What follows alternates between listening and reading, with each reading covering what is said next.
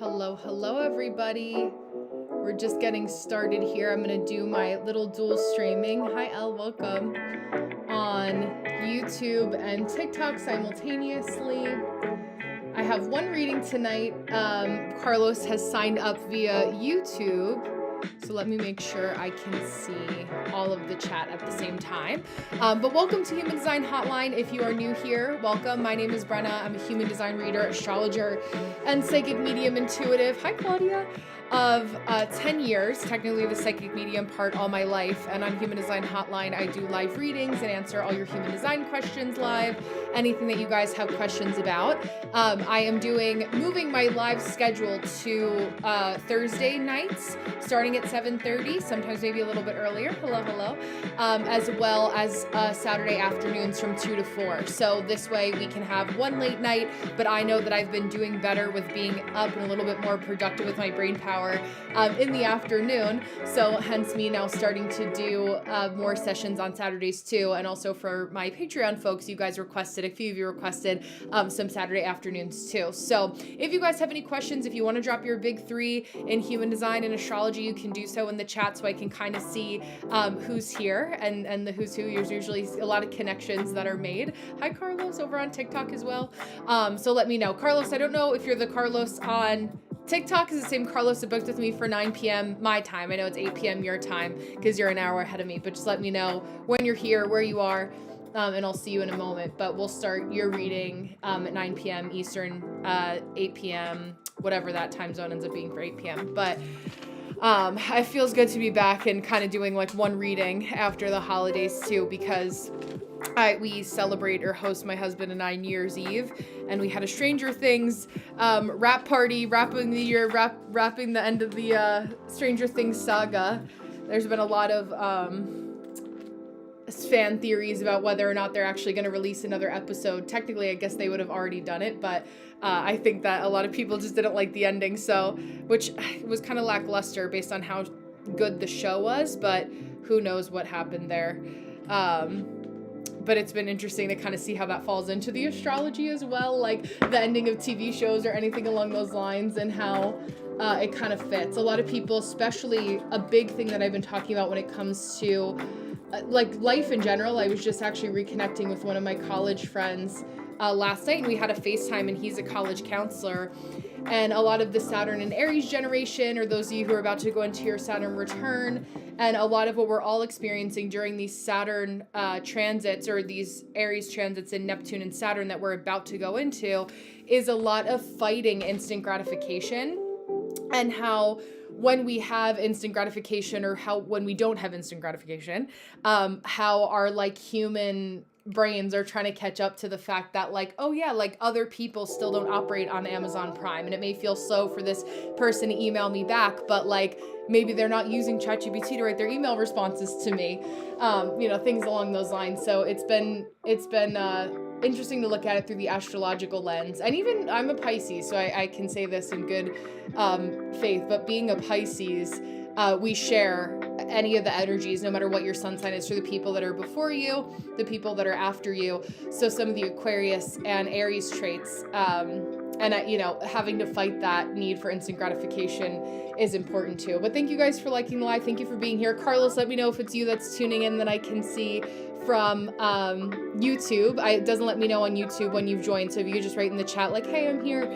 We can even start your reading early because you're the only one who I have booked for the night. I actually shut it off so that I could go full swing tomorrow and we could do a bunch of readings. But again, if you guys have any questions for the time that we're here, I'm happy to talk with you, not at you, in the interim. So feel free to ask and enjoy in the meantime. But yeah, it's been interesting because for human design, there's an overlap with our astrology. So whenever we're looking at, and you guys know this who have been here for a while.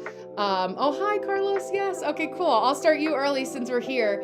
No, hi, Tara. I just had one open for today that Carlos had booked last week, I think. So I came on for tonight, and I am actually pivoting. I was just saying my new live schedule is Thursday nights, and I'll probably put it in my bio. I have to figure out how to make it look nice. But I'm going to do Thursday nights from 7:30 to 9:30, maybe a little bit earlier sometimes. And then on Saturdays, I'll be live in the afternoons from 2 to 4 Eastern Standard Time, just because it's worked better. I feel like my brain is growing sharper in the afternoon. I'm not as much as a night owl as I used to be. So, hi Gazelle. I'm a human design reader, astrologer, and psychic medium. So, all three. But yeah, since Carlos is here, I am dual streaming to YT at the same time. So Carlos, if you're like, who are all these people that Brenda's talking to? I don't see where this is coming from. On the right-hand side is TikTok. So I dual stream at the same time. And then obviously, as we mentioned earlier via DM, I record this for you. So this is being recorded as I'm streaming. So right after we get off here, you're going to get an email from me in response to the calendly.com booking link that you got when you signed up with me for this reading tonight, and I'll send the timestamp to you of when we officially started, and then you can watch this again and again. So we'll get started and get into it with kind of some of the fun, interesting details of your chart. So Carlos, for those of you, hi Joel, welcome. For those of you who are listening in, Carlos is a generator. Let me write down the time that we're officially starting. And your question, you worded it a specific way. It was like, what is my soul's something? Let me bring up the exact way that you worded your question, because that's always helpful when getting started. What is my ascension path? Which I thought was a really interesting way to kind of ask that, like, this specific question. And so when we're talking about anything with ascension paths, like, I think there's like all of these spiritual vocabulary words that live in a little bit of a cauldron, if you will, and we kind of extract in our different modalities what ones we use. And there's no exact translation for ascension path in the lens of human design and reading a human design body graph. However, it's kind of, if I do my job right, it's like, how do we leave each other after these 10 minutes today and say, like, what's the next thing that you can do that helps you understand yourself a little bit better and makes your life make more sense? Now, what's interesting, and when we're looking at your human design body graph, and I don't know how much you know about human design, I'll give you enough of the generals, but I'm more concerned about you understanding the things that you can't just get in a textbook, like how do we weave all this together? I've been reading charts for 10 years, for those of you who do or don't know. Thank you, Joy. So I always like to kind of say, like, what's the things that we can't put together easily? And for me as an intuitive person, like, what am I kind of picking up on? And when we're looking at a bird's eye view of your human design body graph, we're looking at a combination of a bunch of different things. So on your right hand side, you're going to see all these different gate placements, all those numbers with decimal points. All of these placements here on your personality side refer to specific zodiac signs and their degree placement in your natal chart in Western astrology. Anything on your design side, anything in red, is a gate placement that comes from, in human design, what we call your design date, which is when your physical body and your human and your spiritual soul met up and said, okay, we've come from the sky as a amoeba, and we decided we're incarnating as Carlos in this way in this time, and therefore we get the design versus personality, conscious versus unconscious side. Now, hi Theatrics. Now, when we're looking at this, right, one of the things that I'm picking up on right away, because we're talking about the transit simultaneously, is that you have a gate 38 Capricorn moon, which is very activated right now. It's known as the gate of the fighter. So I already apologize for the things you had to fight for to get to where you are today, because it's not exactly the easiest moon sign to have, a Capricorn moon in general, but gate 38 in human design as well. And so right now there's even more of an emotional pressure based on these transits to say, okay, I really want to figure out, like, what am I doing? How am I getting my stuff together? What is it that I want to do to be able to move on, to ascend, in your words, to the next thing that I have to do? Now, what's also really interesting, and when we look at, in addition to your astrology, your human design chart, we're looking at what's called energy centers, or your chakra system. It's how do your chakras work together based on these astrological placements that say, okay, your gut and your emotions are going to work together. Your root and how you're grounded and your primal instincts and fears are going to work together. We look at where I say it's definition, or little shields of armor that are colored in to protect you from influence from outside people. But what I'm looking at in your chart right away, and anytime I see somebody who has this big diamond shaped center, I'll show you guys on TikTok what I'm looking at so you can see what we're looking at here together.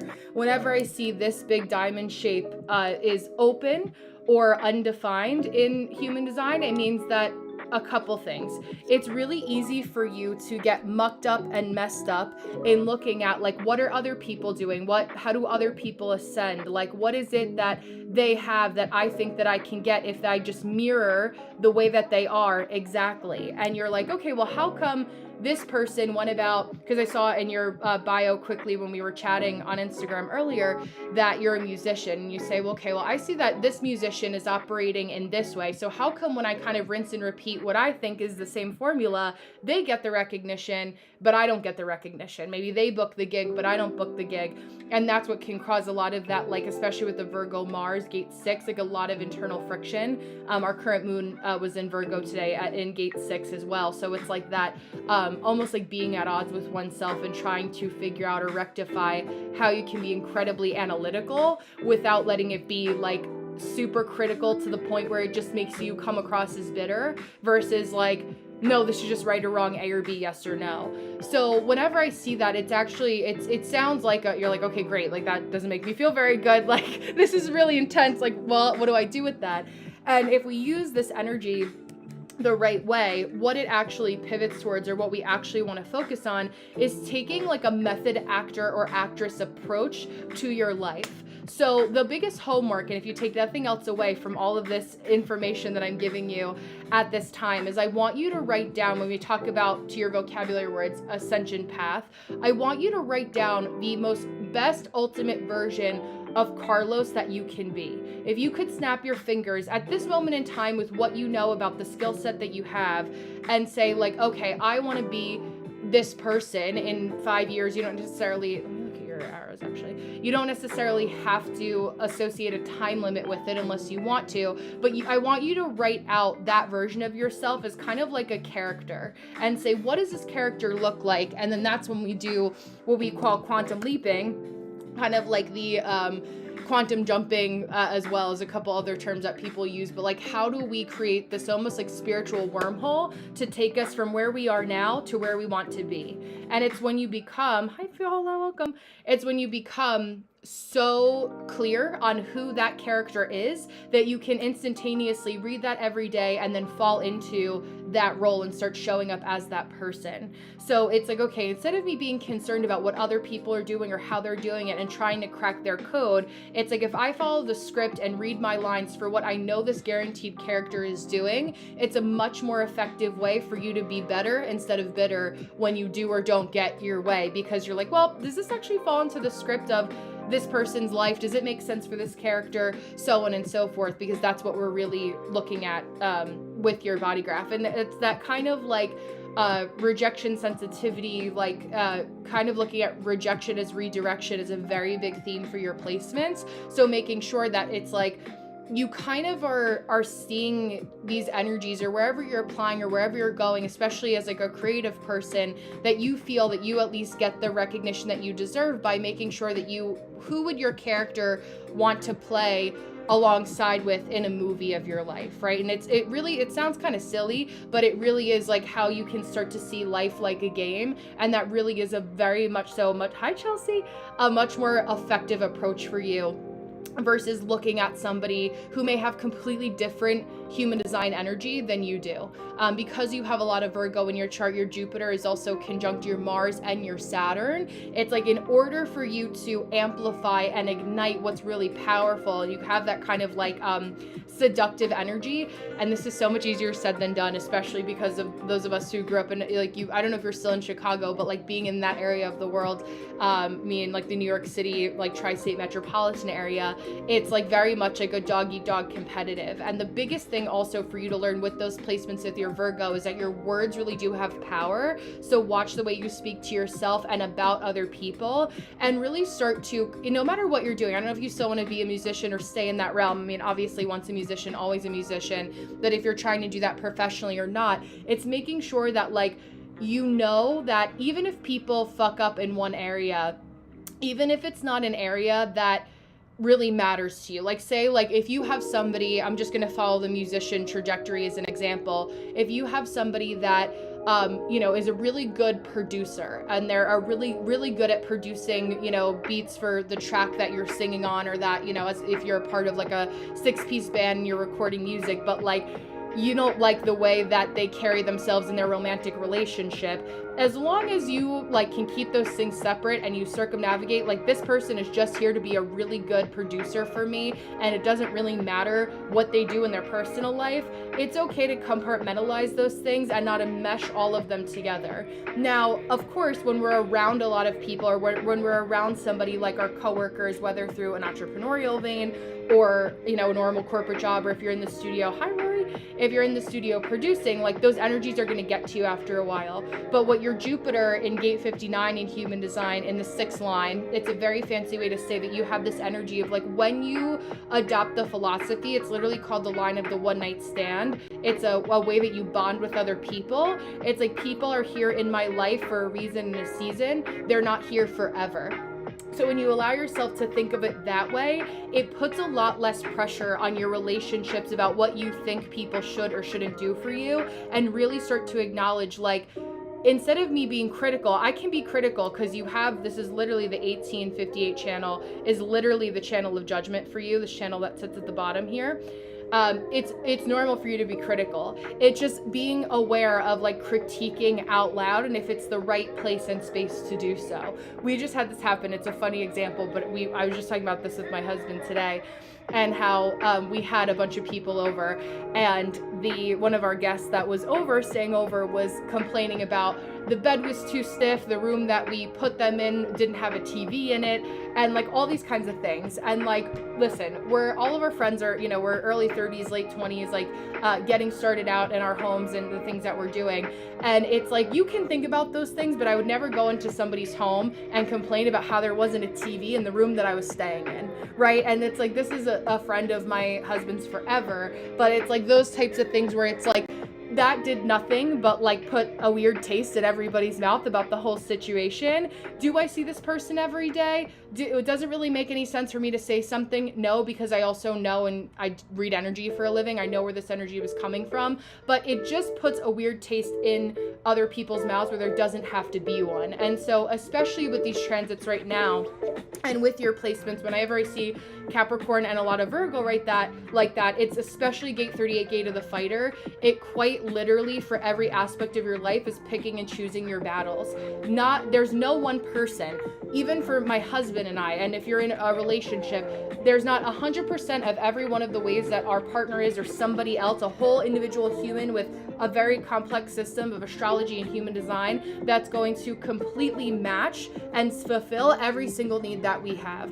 I love to talk to my husband about human design, for example. Hi, Jules. But I don't expect him to listen to every single part of human design, nor do I want him to. I want our relationship to be well-rounded in other areas where he appreciates and listens to me and supports what I do, but I don't take it as a knock on our relationship if those things aren't fulfilled in that way. So it's just another way to look at it. That's a personal version. But when we're talking about, like, ascension paths and your life path and your life purpose, a big part of your life theme is also learning to regulate and consider, especially with your Gemini Venus, how you have different people in your life. And your Venus is also in the gate of directing people.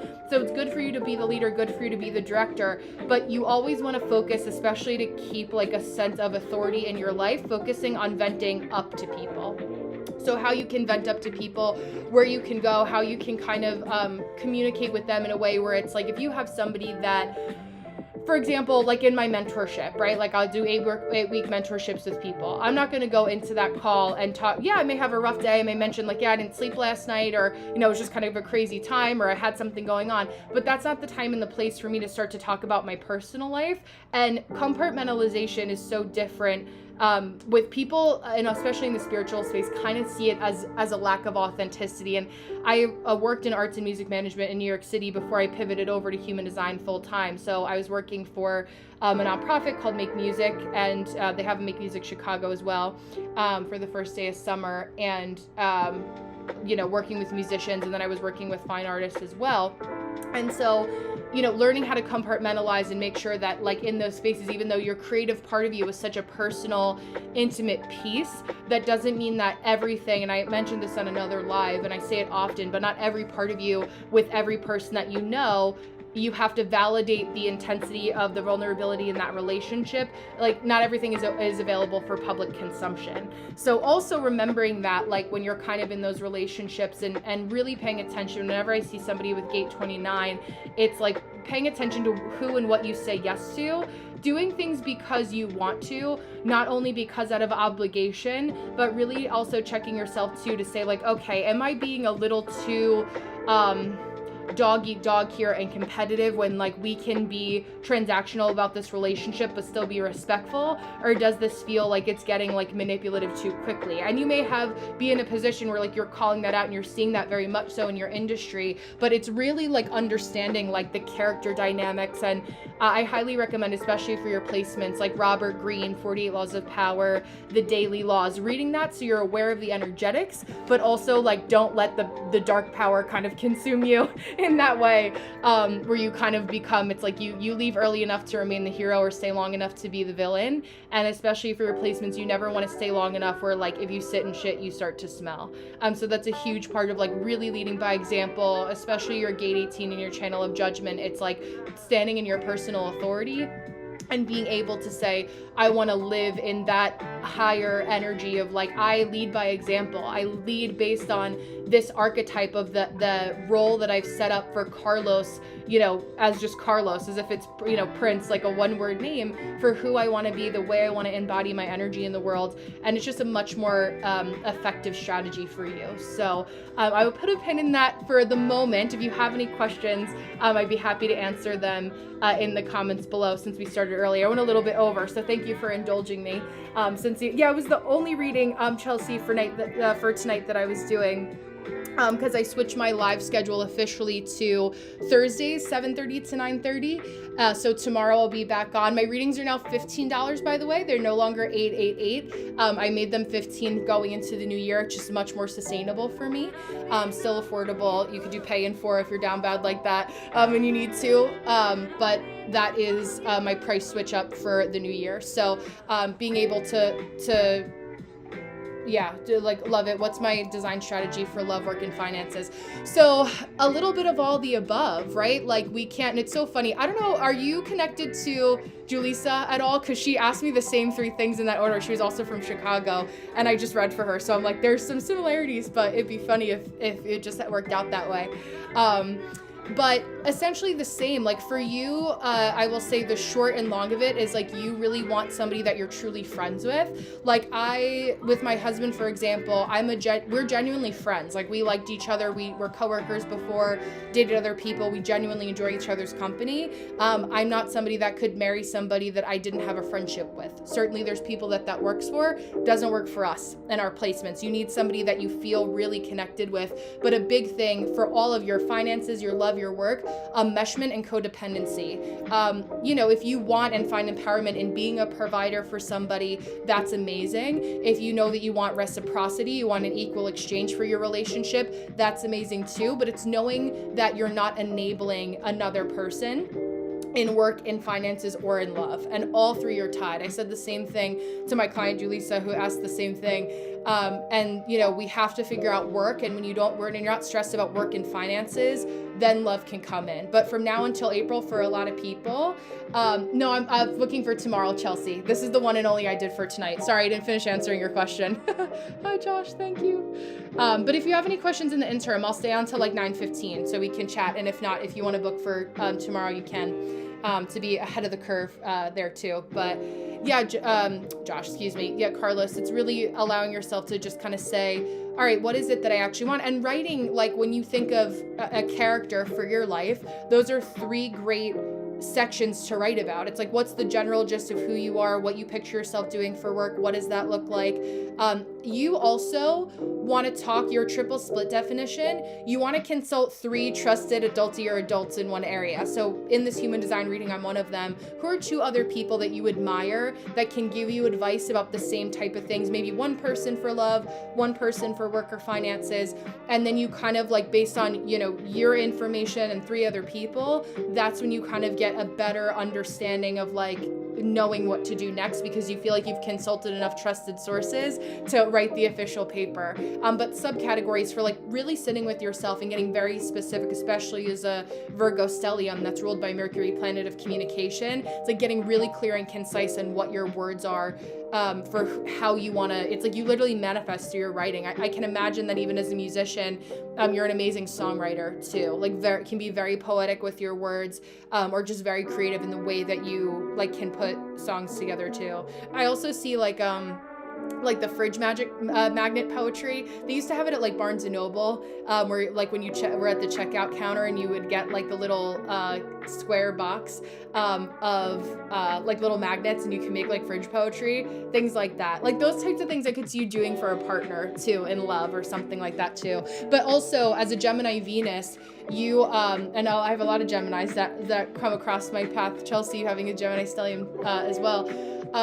You need a partner that understands that like you can have like vulnerable like relationships, or it's like not one person is going to fulfill you even more so as a Gemini Venus, and you need somebody who's like truly has their own thing going on, so you don't feel like you want somebody that supports you, but you also as a Gemini Venus feel fulfilled when somebody else actually admires your partner too. And it's almost like, yeah, you can look at my partner, but you can't touch my partner. And that is more attractive for a Gemini Venus. So Gemini Venus is very turned off when nobody is attracted to the person that they're with. I've seen that. Hi, Chelsea. Yes. Oh, I thought your other Chelsea, but hello again, Chelsea. Time and time again, I've seen that. I have a very good friend and client of mine, who's a Gemini Venus that, you know, is in a new relationship now. And it was like the same, like, it's like as if on cue. We can see, hi Afro, we can see how that's written out in real time. So yeah, and then work and finances. I mean, there's so, like, in order for me to kind of like go deeper, there's like, that's when it helps for me to have like one-on-one readings with people. But yeah, same kind of thing applies too. It's just like, don't, the short of it is like, don't fund another adult's existence. Don't become financially strapped because of another adult. You don't need you need to move forward and progress. You don't need somebody that like is down bad with their finances and doesn't know how to organize themselves. Like, especially as a creative person, you need to feel like your money is going to good things. And, you know, if you're in a place financially, you need to get into it, but you know, finding that too. I'm just going to answer Rory's question on TikTok, and then I'll come back here. If you guys have any other questions for the next 15 minutes that I'm on, I'm just doing a quick pop in, and I'll be back to do more readings tomorrow. But how do stelliums show in human design? So because I've done this for 10 years, I remember every one of the 12 zodiac signs is broken down into 6 gate placements. So I know because I remember that when I see gate 6, gate 59, gate 47, those are all Virgo placements within a specific degree window. So they're not like the exact same degree. They're going to be 5 to 15 degrees apart, 30 degrees apart sometimes, depending on where they fall. Kind of like if you're familiar with the term decans in astrology, it's like that times 2. 3 decans, but we have 6 decans. So when we're looking at that, for me, it's just like a quick way, because I remember that. If you look I'm doing the Gates series on YouTube right now. So I have a Gates and Channels video where I'm going in and I'm adding a deep dive about all the gate placements. In the beginning of every one of those videos, I mentioned the associated sign and what degrees that they are. Even I have to go back and double check what the degrees are sometimes, because I don't have all that committed to memory. But I at least know the zodiac affiliations with each of the gates. So like I have a Pisces stellium, for example, but not all of the gates of my Pisces stellium are the same gate placement. Hi, Allie. If that makes sense. So you could be a Virgo stellium, but all 3 of your Virgo stellium placements in human design won't all be like 47, 47, 47, because it'll depend on the degree of those placements too. So let me see if I missed anybody. Voltaire, Beth, thank you for the follow. I appreciate you. Let me come back here and then I'll go back. So spot on, thank you. Absolutely, biggest pitfalls for my design. Honestly, codependency, being overly judgmental and letting people know it. It's not bad to be judgmental. It's like what keeps you in that perfectionistic tendency. It's just like, when do those judgments like not actually do any favors and make you feel more antagonistic to other people? I'm definitely a confrontational person, but I don't enjoy confrontation, if that makes sense. I only do it if I feel like I'm being like truly disrespected and taken advantage of. you could sometimes like maybe get a little heated and can start beforehand. You're like really quick with the mouth. But you know, it's like, it depends on the situation, and it can be like if you have a lot of like built up emotional energy that just needs to kind of explode, you're an emotional authority. So that is the number one thing that kind of strikes me when I see emotional authority, Virgo stellium, undefined, G center. And honestly, I think for a lot of creative people, what I notice is like not really understanding like truly the action. I was just writing this down for my projector Patreon, for the trainings that I'm doing, because I did a poll, and we're doing making money for February, but for January we're talking about daily routines for each of the energy types. And so one of the things that I was talking about is how people will, once they sit down and work on their creative career, whatever it is that they want to do to be able to make money off of it, they start that kind of like actual action-based session with doing like a manifestation, kind of like getting into the headspace. And you don't want to do your daydreaming at the same time that you're doing like actual actions. Like if you're like, okay, I want to perform at Second City and do the musical guitar playing for the comedians at Second City, or I think it's Second City is the name of the comedy place, like comedic theater, where like Steve Carell, Amy Poehler, I think is like from that area, whatever. You know what I'm talking about. So you were born there. But essentially, you're like, okay, that's like part of the daydreaming. But then when it comes to strategy and we're taking an action, you say, okay, I want to do that. Where do I go? Who's on their website? I'm like, because this is all my Scorpio coming through. This is how, especially like being somebody that was an artist manager, like this is the reconnaissance, like behind the scenes mission that I would go in. And I would say, okay, on their website, there's no direct contact form. When I go to the Instagram page of Second City, who's in their tagged photos? Who's on their story? Where's the geolocation? And when I go through those photos and take the time, oh, I see that so-and-so Productions is the person that does the booking. Okay, now I can figure out what their email address is by typing in like J and then their last name at Second City Theater, like things like that, that it's you don't want to be doing your manifesting as you're doing the strategy. And I find that a lot of people actually get that mucked up, which can happen when you have an undefined G center. It's like, okay, I'm doing this now, I'm excited, then it's like, oh fuck, like now what? Like what do I do next? And so making sure that you separate those two things is also going to be important too, because you can get lost in the sauce, was what I say. So like the creative aspect, it's like for writers, there's people who want to do like all of your writing, but you never want to edit yourself. And this is just good for anyone who writes, even if you have a Substack, you never want to edit yourself as you're writing, because it's a different part of your brain. It's kind of like if you're using left side versus right side. As a creative person, as you're at your core, Carlos, and I think pretty much all you guys here are creative people, that's what that kind of energy requires. It's compartmentalization, knowing there's a time and this is, I'm a Pisces, like I'm a dreamer through and through, like this is just what I do, but I have that time that's different from my actual like studious time, if you will. So let me know any other questions too about that. Stellium, Chelsea Q, I have the 15 and a guy has the 5. What are your thoughts on that? So as he's going to be really strict about his routine, you're not going to understand why he's so strict with it.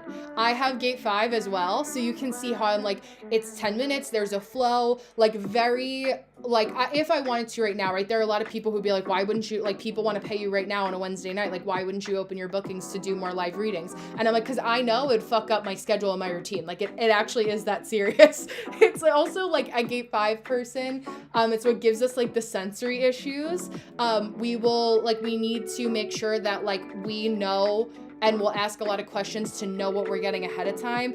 Gate 15, you could feel like that for a little while and then wake up one day and be like, okay, I'm bored, what's next?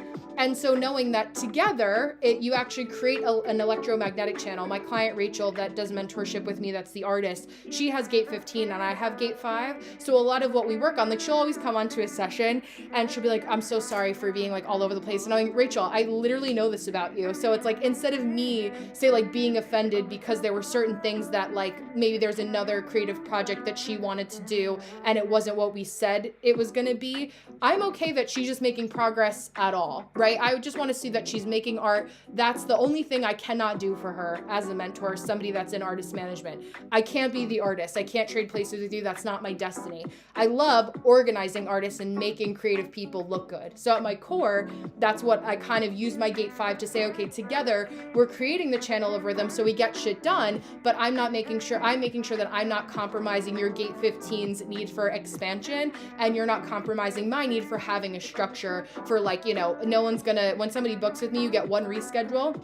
If you can't make the reschedule for that second time, I record the session that we were going to have together during that call, and I send you the recording. But like, I don't like dicking around with my schedule and going back and forth. Like, that works for some people, but it's like, if you're working with Brenna Keeley Human Design, this is just the way the cookie crumbles. For everywhere that I am, there's somebody that's different.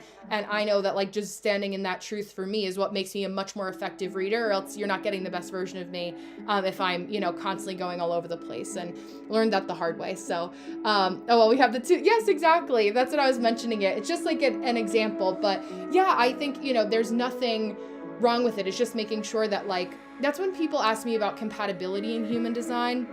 It's not that anyone is or isn't compatible. Like, you know, it's the, I don't even want to say pop astrology, because I was like having a conversation about that with somebody today, but it's the quick,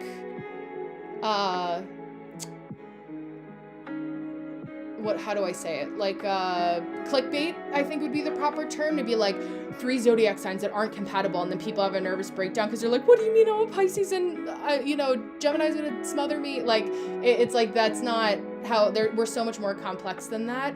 And it also, we have free will. So like, there's also, and nature versus nurture, like, what's your live life experiences? It's like, if you're willing, communication is at the core of everything. And it's like, if you can know what your needs are as an adult and also know how to communicate those needs, either that person objectively, like in my Aquarian rising, removing my emotions out of it, it's like, this person either can or can't fulfill that need.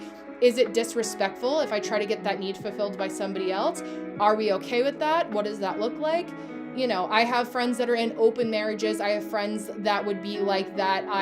You know, neither of us are getting out of that situation alive. You know, so it's like, everyone and their needs are different. But if we can be adults that express ourselves, you know, in the ways that we understand it, that's always going to trump any kind of placements. And, you know, whether or not in a clickbait way you have compatibility issues, you know, in that way. So, hi, Katie. But that being important too. So stelliums, or when you have 2 gates in the same zodiac sign. So if you have, like, I'll use Carlos for example. If you have gate 47 and gate 6, they're not going to naturally create a channel just because they're in a Virgo stellium in your birth chart. When we're looking at a human design body graph and we look at everyone's individual centers, all the numbers are in the same spot, but the numbers that are colored in are going to be different based on our natural zodiac, or our zodiac placements of our birthday and our design date. I know that could be a little confusing.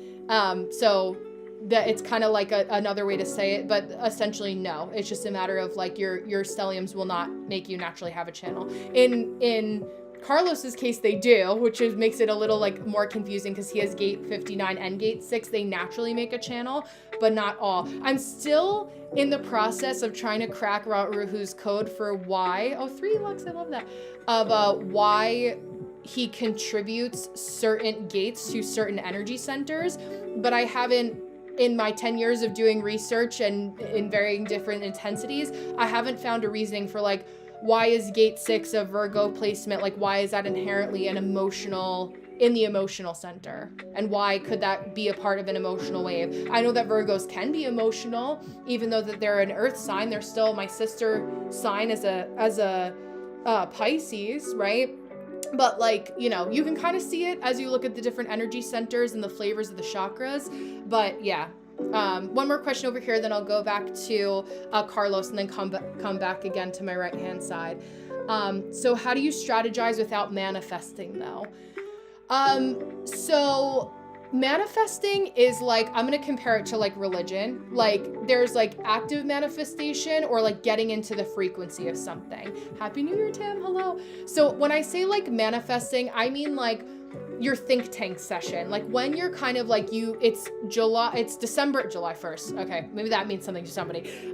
It's January 1st. It's the new year.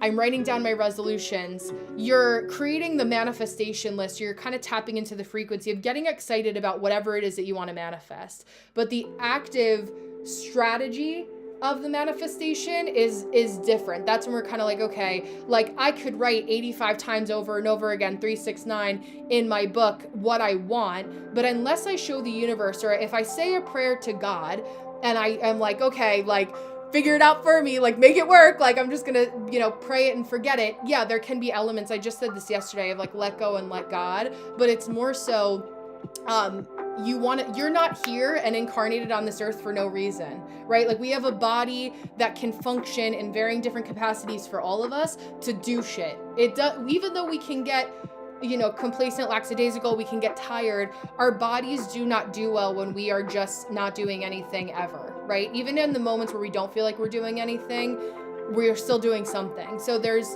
that needing to show, like if you want the universe to reward you, it's like if you want money, right? Everyone wants to manifest more money.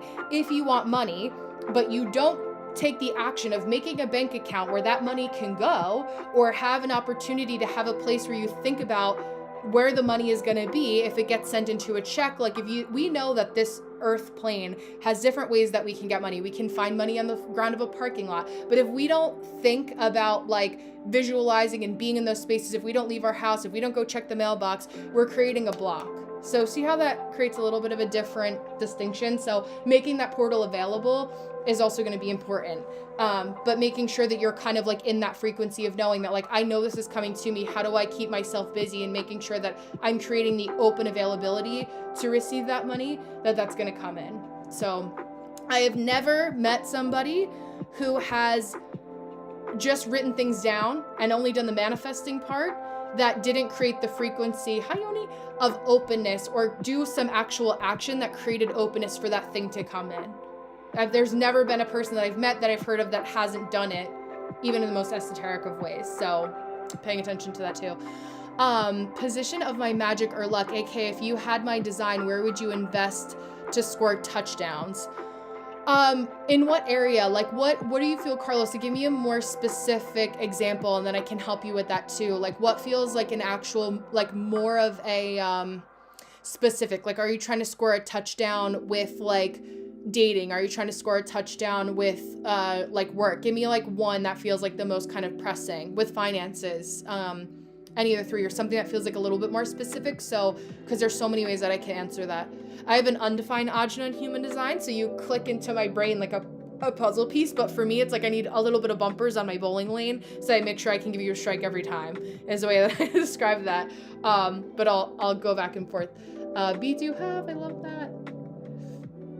Let me go back, because I know beautiful Chelsea wrote something here. Do you know what channels you have defined, Lux?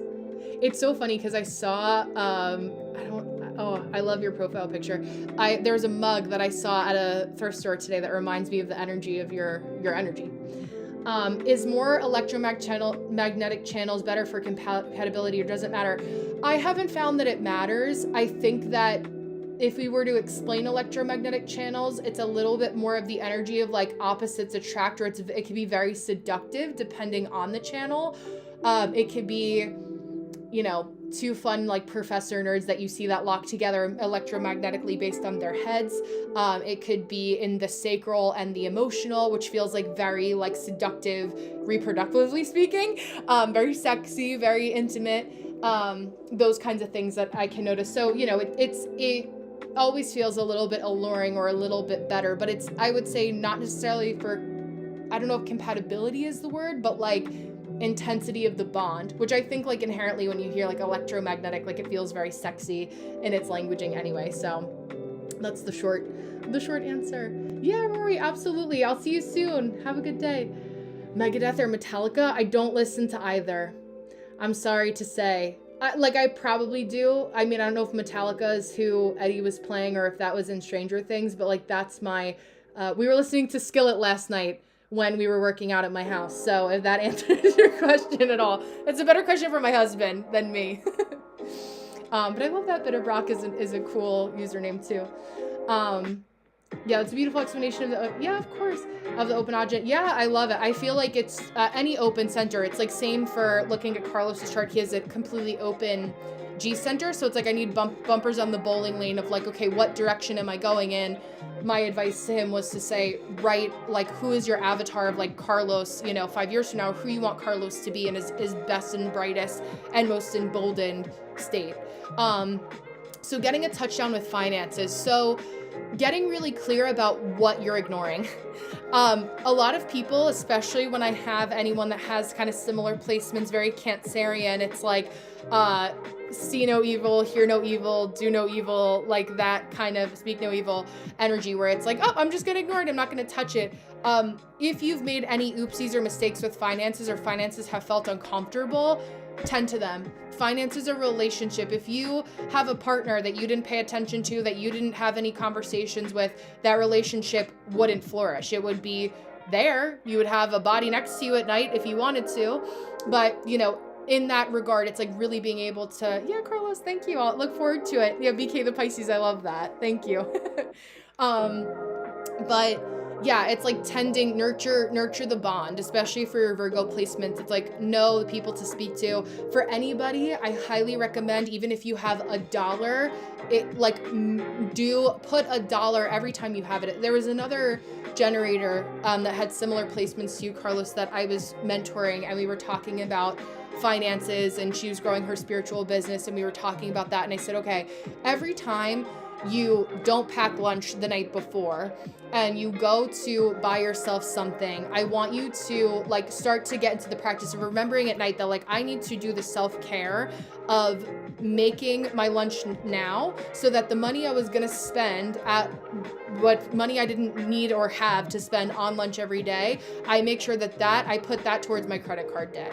And it's such a small thing, and this is where like coming into the energy of talking about instant gratification is really important, but making sure that like even those small things are what really build momentum over time, especially during Capricorn season, or for someone like yourself that has a Capricorn moon. Super important for you to just do those small things, and then you're like, oh my gosh, like I've paid another $100. It's been $500 of my consumer debt that I didn't realize, went really quickly, or I was able to pay that really quickly. So, it's in those kind of mundane moments, or the moments that feel boring, that we can actually have some of the most like boldest impact. And then that's when it's great, because you're like, oh, these people were sleeping on me, and then I made all these changes behind the scenes I didn't know about. And it's like, oh, I'm noticing Carlos again. Where's he been? I haven't seen him in 6 months. Like, even if he's been around, like they kind of see you in a different light because your frequency is lighter. So another way, my Piscean way to explain that too.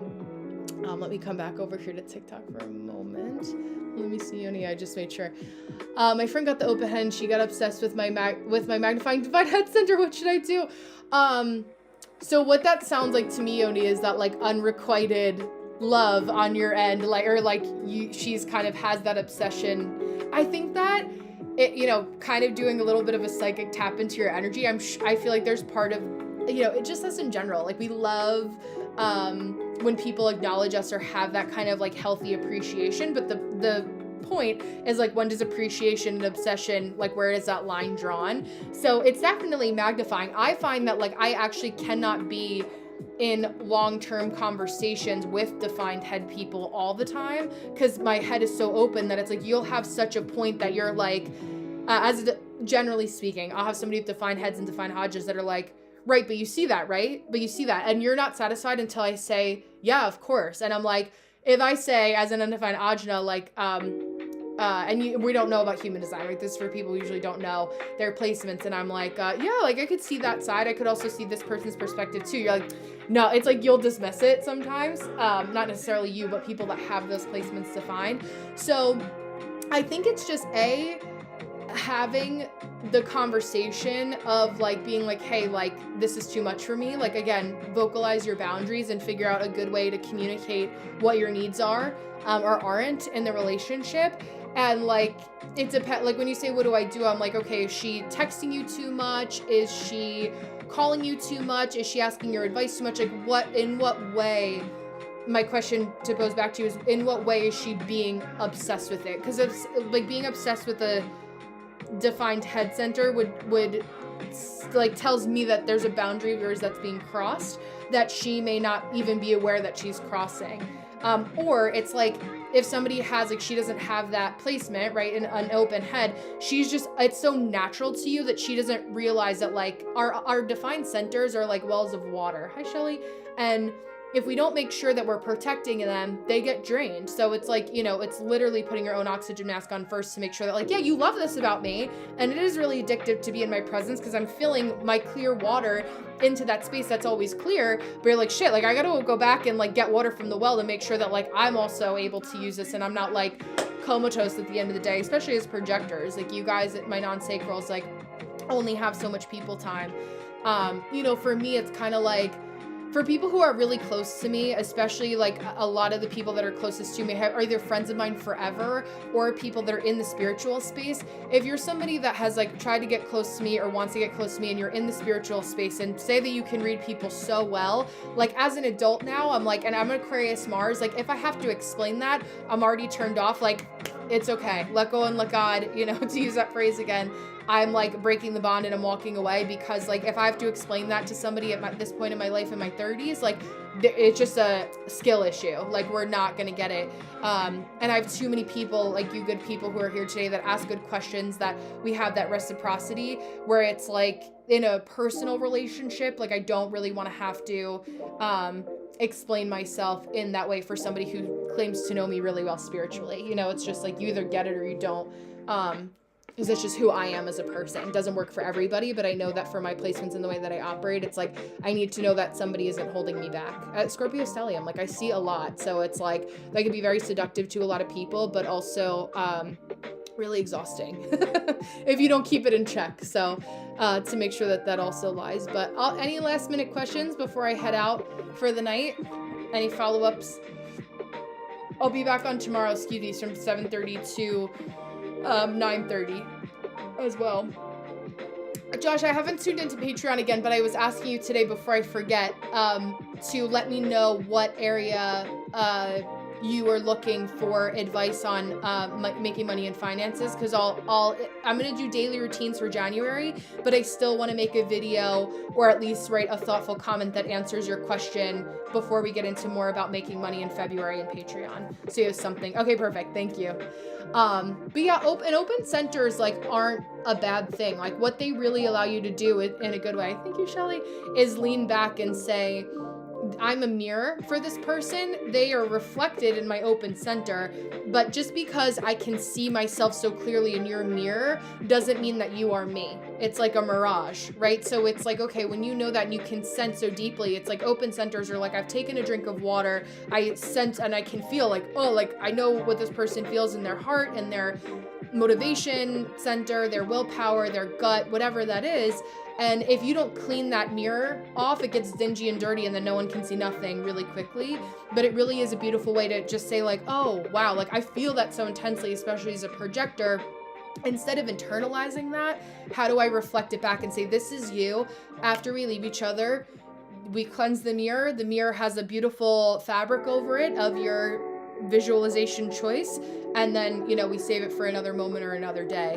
I just wrote the outline for our January 11th training, so I talk about that a little bit, or we'll be talking about that too, for like a daily routine perspective, so being able to have that too. But yeah, it was nice to chat with you guys. I'm glad I was here. I'll be on tomorrow to do a co-working session on YouTube. So I have a defined ego center. It's the Tidy But Mighty Center in your Human Design body graph. Only 30% of the population has it. So from 1 to 3 p.m. Eastern Standard Time tomorrow on YouTube, I do, like, if you guys work from home or if you just feel like you need a little bit of extra juice, I pour out from my battery into yours, my clean water. So we have that. Oh, geopolitical. Hi, 369. Not necessarily. I feel like there's so...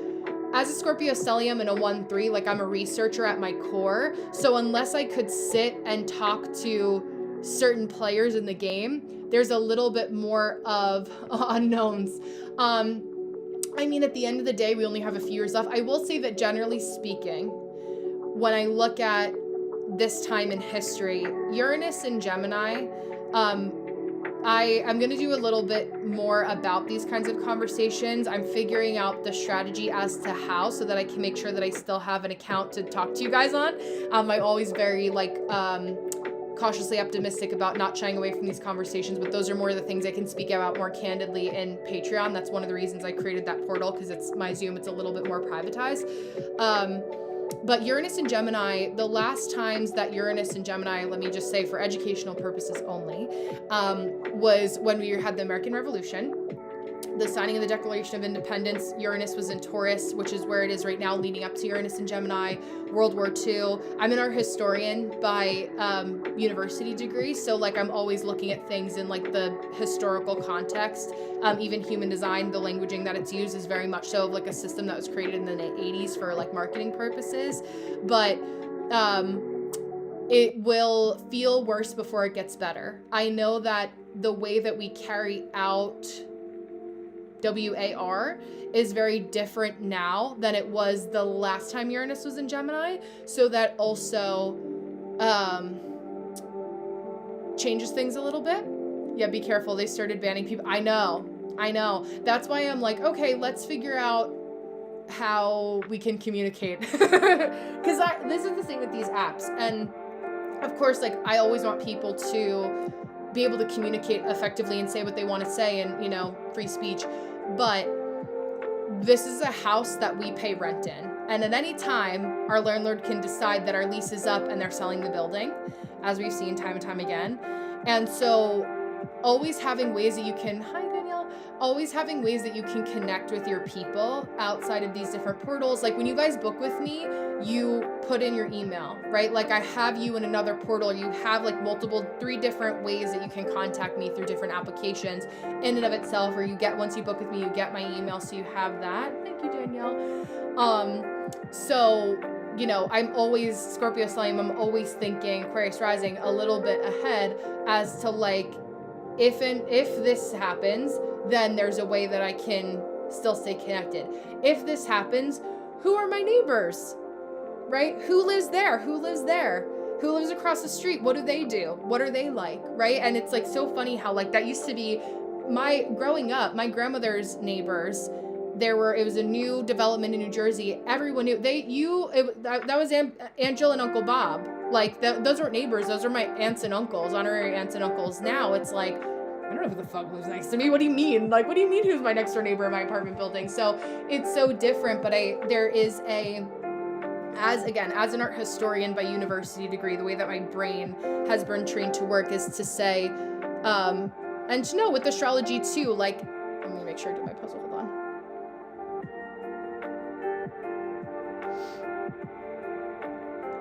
Everything is a cycle. Okay. Everything is a cycle.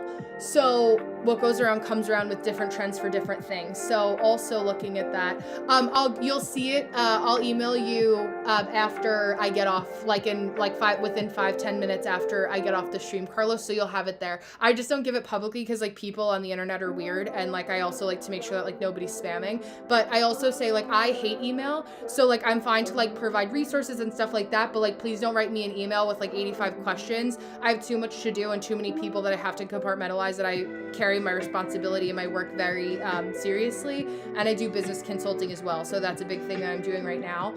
So just use your discernment with that too. Just general disclaimer, I'm not ignoring you, but like I also, like the bane of my existence is living in email when it's like free labor. Like I have other things that I have to get done for people who pay me like decent money to make sure I provide that contractual obligation to them. Yeah, too many words, exactly. So yeah, absolutely. Yeah, and listen, like we are naive to think that like, it's like with everything, like once, because of the ways that Earth is structured with how people, you know, give and receive money generally in society. I mean, semi-cryptic, but I know you guys are intelligent enough to kind of understand like the power of what I'm saying.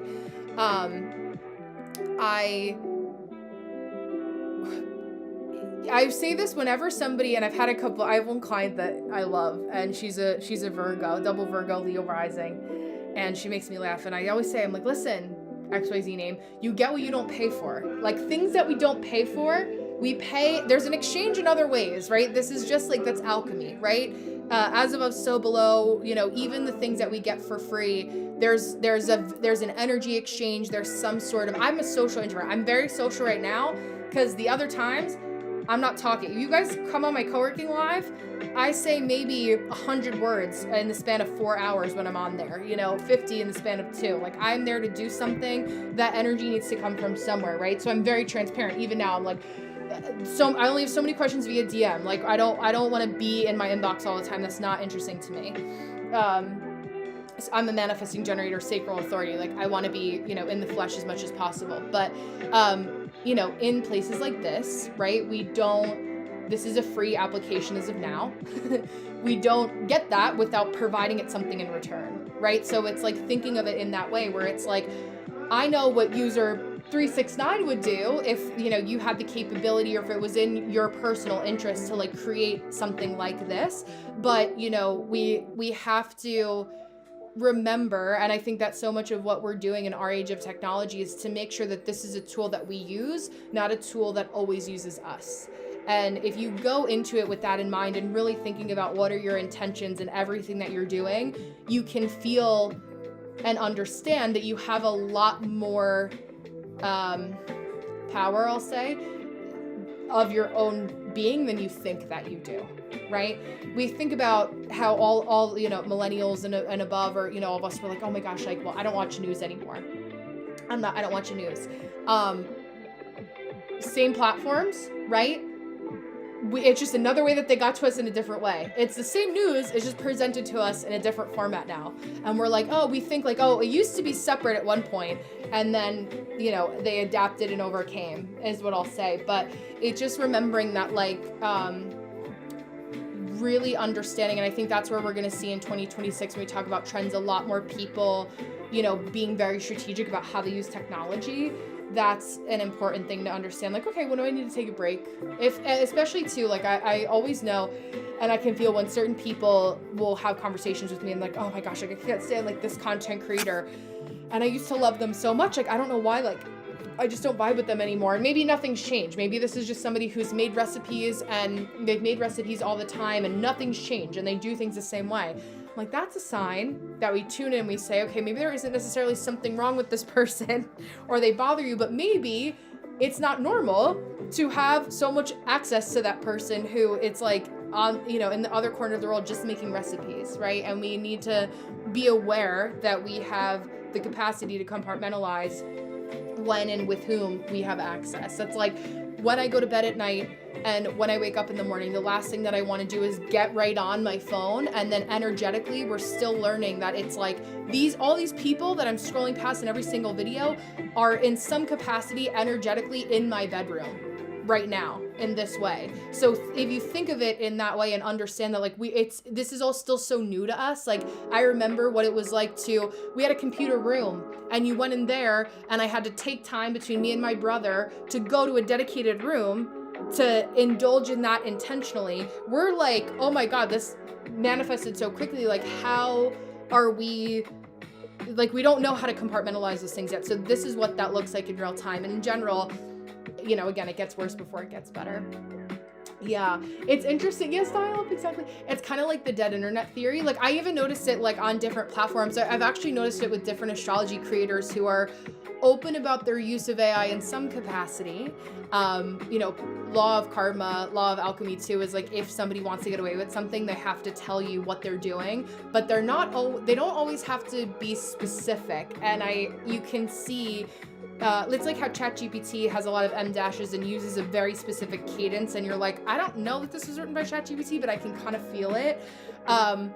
It's like in the comments, it's like people that like they grew their account very rapidly, but it's not based on like real people. But like there's just enough real people that don't know the difference or discerning that like it's discernment is such a big word for this year, in the short and long of it. But in computer room, Shelly, I'm a man gen, and I know I can only do what is interesting or fun. Absolutely. And like that's like truly what we're here to do. Like, we are here because we want to figure out what's the most fun for us. And I know that sounds crazy, and like a lot of like being in the tri-state area, it's like such a grind, and being, you know, halfway between Philly and New York, like that kind of energy of like you feel like your worth is tied to productivity and how much you can do. We turn it into like especially like the perimeter of the US, where again, like a lot of cities and access to a bunch of different things, more so than when you kind of go into more of like the center states, generally speaking. Obviously there's like Nashville and Louisville and places like that, but it's like when like doing things because to other people it looks cool that we have access to do them, rather than it being something that we actually enjoy. And like to some people, like they get offered is enjoyable. And I've done in my early 20s when I was working in arts and music management, I worked with people that I would not look twice at, or you know, I'd step over them in the street because of who they are as people, that bad, because it looked cool to work with them, you know. And at the time I was like, oh my god, like everyone's gonna think I'm so cool. Now I'm like, if I don't actually enjoy you as a person, like get away from me. But I worked up to like making that, like I have that luxury of choice because I did the hard things that I needed to do to get to that place. But that is like, that takes like years of practice and figuring out like the how to train the universe to send people who I don't feel like take advantage of me in that way. But that takes time, and saying like, okay, I know that you're bringing me to this impasse in the road, like show me the left lane is the good choice, and give me the machete to make it easier for me to walk down this, even if I get tested a couple times. So again, Pisces. Let me see. Hold on. Yeah, hear the dial up. Yes. 3-5 self-projected projector. I've been talking lots to myself lately, and the ads on the phone. Yes. Oh my gosh. You know what I would, it'd be so cool. Get like an old school recorder, like, you know, Long Island Medium, like how she'll, like she records her sessions like that with people. Yeah, like an old, I know like they're, you know, everyone's listening all the time. I also think that like I'm not interesting enough, you know, to like have them care. They know enough, but it's like we're tracked by our social. So like finding that happy medium where like you're aware but not also living in as much fear in that way, right? Yeah, so I totally get the energy leak thing in people and technology, especially as a projector. Absolutely. Every channel that we have in human design is connected to a frequency of a different energy type. 2 of my 3 channels are projector-like channels. So even though I'm a man-gen, I operate very similarly to projector energy. That's why I always say my biggest group in Patreon, the most people that are attracted to working with me are generators or projectors, because we operate in that, like very much so having to be like aware of how much we're giving and reciprocity. Like as a man-gen, like I'm all about efficiency, which also as somebody who has to preserve your energy as a projector, so true for you too. Human design is fun, but also helped me to restructure my unconscious. I love that. Yeah, I love, like, I was just saying this to somebody today. I was like, I love, like, when other people that are, like, really intelligent or, like, know their shit are, like, psychoanalyzing me through the lens. Like, when I'm, like, we're sitting and it's, like, I have the time for it so I can, like, properly, take in their advice. And it's, like, when people are always asking me, like, how did you get so good at, like, reading human design? And the best answer for anything, even if it's not human design, anything that you're studying, is to always be a student of whatever it is that you're fascinated with, and like allow yourself to always keep learning and never, and think about like on the other foot, like it's so unattractive to see somebody who thinks that they know everything. My husband is really into like gaming and loves like watching people stream and all that kind of stuff when they play, and you know, loves like strategy and that kind of stuff. And there's these 3 guys that have been streaming for a while, and I was like, you know, listening as he was watching. We were eating, finished eating dinner, digesting, and he had the stream on. And one of the guys, Tim the Tatman was his name, was like, oh, like Burnt Peanut, Jinxie, and some other guy are gonna stream. Like, what a joke, you know, like say, like you could tell that it was just like he couldn't handle that he wasn't the best anymore. And instead of saying like, let me work with this person so that I can become better and like work on my skill, whether you want to publicly or privately, like whatever that looks like, it's like, it just is ugly when somebody is like making a comment about what somebody is or isn't doing. And I'm like, ew, like immediately, like you are somebody who like can't grow as a human. So like that applies to every discipline. It's like, there's a lot of, and I was hearing this from a couple creators or people who are, and I was talking to a couple colleagues, I'll say, like in this space with human design and content creation. Hi, Rachel. And astrology. and how there's a couple creators that are just like, it's all about like how I can say it the loudest and tear other people down. And there was another post that somebody had sent to me about when people go too hard in on pop astrologers, they're usually just bitter that they didn't get the same opportunity. And so it's like, you can't, it's like learning that with certain things, like you can't hate the player, but you like hate the game, or like just understand that like what your personal threshold is to be better at the game. I have gate 28 in human design, which is the gate of the game player. So it's very like on brand for me to say that, but it is true like universally, where it's like this earth in this way has certain rules or, suggested paths, right, or suggested buffers that like we get to decide if like, you know, is it know the rules so you can break them, better to ask forgiveness than permission, or like, okay, I accept this is very gate 60 for any of you that have it too. It's a Capricorn energy, Saturnian, where it's like, I see that this is happening. Willpower alone or me wishing that it would go away doesn't change the fact that it exists. But what I can do is figure out either if I want to engage with that or get better and go around it. So, you know, a couple different things that I'll say on my soapbox tonight. Trying to build yourself up by tearing others down is like building on sand. It's so true. I love that. Screenshot that and save that. Thank you for saying that, Shelly. But it's true. It just like, there really is room for all of us. And I think like, instead of, it's like the best thing I can say, I say it all the time, be better, not bitter. Be better, not bitter. You know, for all energy types, it's just a universally true languaging. Like if it's like, if you feel that pang of like, oh, like I'm uncomfortable because I feel like I should know better, or this makes me feel like, oh, okay, like let me tighten my shit, you know, like let me be better, like that's good. That's a sign that like, okay, you don't always want to be it gives the energy of like the kids that peaked in high school and they constantly go back even in like their 30s and 40s to visit their high school, like in their Letterman jacket.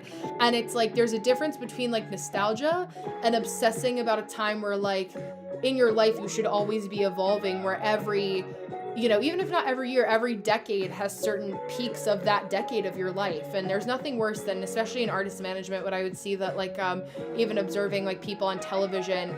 And I think of now, like just at the end of Stranger Things as an example, is like, you know, like don't just live in the glory days of what happened. You can talk about it with reverence, but like there's so much more that you're capable of doing when you allow yourself to continuously grow. And I think a lot of people are afraid, I won't even say a lot of people. I see people often that, you know, especially because it's a smaller pool when we talk about like celebrities and things like that, like there's, they're in the minority of public observation, I'll say. And yeah, it doesn't look good. Yeah, keep talking about the past. Like it's, you know, of course, like to use as stories or things like that, but when it's like, wait, maybe, you know, that show that you did like 25 years ago, like that's cool, but like you know, not everyone needs to hear about like all of my experiences when I was in college, for example. So, hi, Abigail. Yeah, knew I was clowning when I was waiting for chapter 9. I know. I'm good. How are you? I was so hoping for it, but there's a couple theories that I have, not about the show, but about like what happened. I saw that the Duffer Brothers got another opportunity at Netflix to create another show, and then it got canceled. So I'm like, it's after 10 years, like, I'm glad, yay. They got bored and they were like, okay, like we're done. I only think that the other thing I was saying, because my husband and I were talking about this before I came down, that if there was something that they were kind of like forced to write in the eyes of like, again, in a different way, like they're the creative talent, but they also they live in Netflix's house with like a contract, right? So like they have the idea and they're lucky that, you know, their intellectual property, like they found a way to like make that show happen. There's a lot of theft that I'll say in the creative field too, as I'm sure Carlos knows, anyone that's in the creative field, but you really need to make sure you keep your shit on lock and share it with the right people in the right time, and timing being everything with that. But to put a pin in that, I also was questioning if like oh yeah, oh my gosh, that's crazy. But if they were a little bit bitter, and that there's a way that they had to, or were told that they had to end the show. And that was also, because they just, like, I think of, like, the character build of, like, Eddie Munson and how, like, original the series was in a lot of ways, and like the writing was really good, and it was really sloppy, like in the last episode, and like even in Will's monologue when he's coming out to everybody in the radio station, and he talks about like the milk, like getting milkshakes at the general store, but then it's like they hadn't had milkshakes since like Henry was young. Like there was just a lot of things that it felt very rushed. So I don't know why that was, and I don't necessarily think we're gonna get any answers unless, like, 20 years from now when an NDA is up and they can share things with us, but who knows. I think that there's also a lot of without using the big P word, like semantics is the closest synonym I can think of, but a lot of things that I just being in it peripherally in comparison, like I work with some cool people, but no like A-list actors or performers per se. There's like a lot more behind the tapestry that like the public is not always privy to. So unfortunately, but yeah, so I loved it for like the journey that it brought us to. I literally graduated college, and like 10 years later it's just a crazy time to like see the evolution of ourselves, and the vid happening in between. It changes a lot of things, but I'm finally signing off for the night now. I will end on that note. Carlos, thank you for giving me your time and your attention and your energy today. I appreciate the reciprocity in the exchange. I'm going to say toodaloo to my YouTube crew and end the stream.